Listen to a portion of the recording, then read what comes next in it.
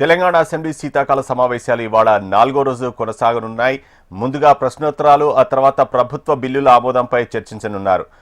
Hyderabad industrial lands transformation పాలసీపై అసెంబ్లీలో ప్రభుత్వ కీలక ప్రకటన చేయనుంది.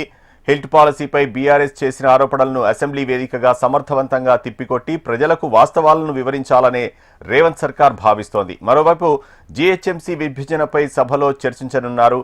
అటు శాసనమండలిలో ప్రభుత్వ పథకాలపై ప్రభుత్వం చర్చించనున్నది. ఎమ్మెల్సీ కవిత మండలిలో మాట్లాడి రాజీనామా ప్రకటించనున్నారు. మరింత సమాచారం మా ప్రతినిధి ప్రేమ్ లైవ్లో అందిస్తారు. ప్రేమ్. వినోద్, మరికొద్ది సేపట్లోనే ఏదైతే సభ రెండు సభలు కూడా ప్రారంభం కాబోతున్నాయి.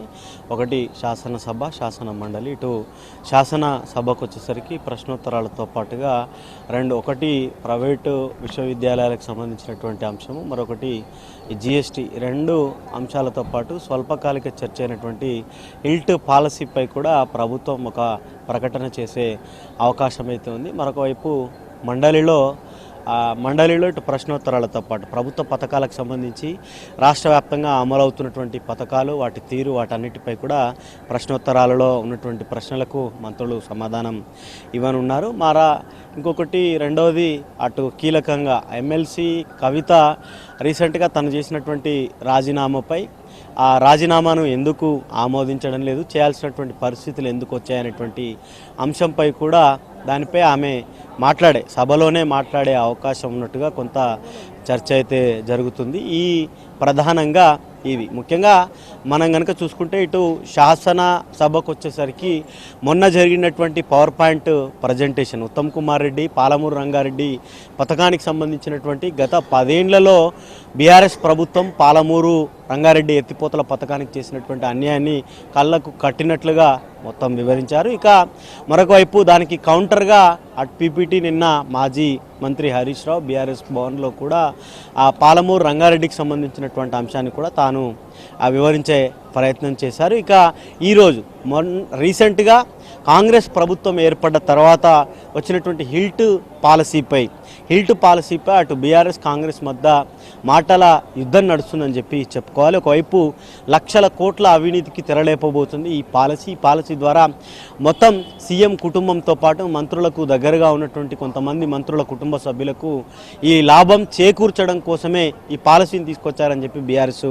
విమర్శించింది. మరొక వైపు దానికి స్పందిస్తూనే ఒకవైపు మంత్రి శ్రీధర్ బాబు కూడా గతంలో పాలసీకి సంబంధించినటువంటి అంశం మొత్తం రాష్ట్రంలో మరొక బెంగళూరు కానీ లేకపోతే ఢిల్లీకి సంబంధించి మొత్తం ఢిల్లీలో దేశ రాజధాని అయినటువంటి ఢిల్లీలో కాలుష్యం ఎట్లా ఉంది, కాలుష్యంతో అక్కడ ఉన్నటువంటి ప్రజలు ఏ విధంగా ఇబ్బంది పడుతున్నారు, దానికి సంబంధించినటువంటి అంశాలు. ఒకవైపు వాహనాల నుంచి వచ్చేటువంటి కాలుష్యం ఒక ఎత్తు అయితే ముఖ్యంగా పరిశ్రమల నుంచి వచ్చేటువంటి దాంట్లోనే ఎక్కువగా ఉంది. కాబట్టి ఏదైతే జిహెచ్ఎంసీ పరిధిలో ఉన్నటువంటి ఈ RRRకి సంబంధించి మరొకటి ORRకి సంబంధించినటువంటి లోపల ఉన్నటువంటి అన్ని పరిశ్రమలను కూడా ORR వెలుపల బయట పెట్టడం ద్వారా కాలుష్యం కొంత తగ్గి సిటీలో కాలుష్యం తగ్గే అవకాశం ఉంటుంది. భవిష్యత్తులో ఒక ఢిల్లీ కాకుండా ఉండడం కోసం ఉపయోగపడుతుందని చెప్పి మరొక వైపు చిన్న సన్నకారు పరిశ్రమలు పెట్టేటువంటి వారికి కూడా కొంత లాభదాయకంగా ఈ పాలసీ ఉండబోతుందని చెప్పేసి కూడా మంత్రి శ్రీధర్ బాబు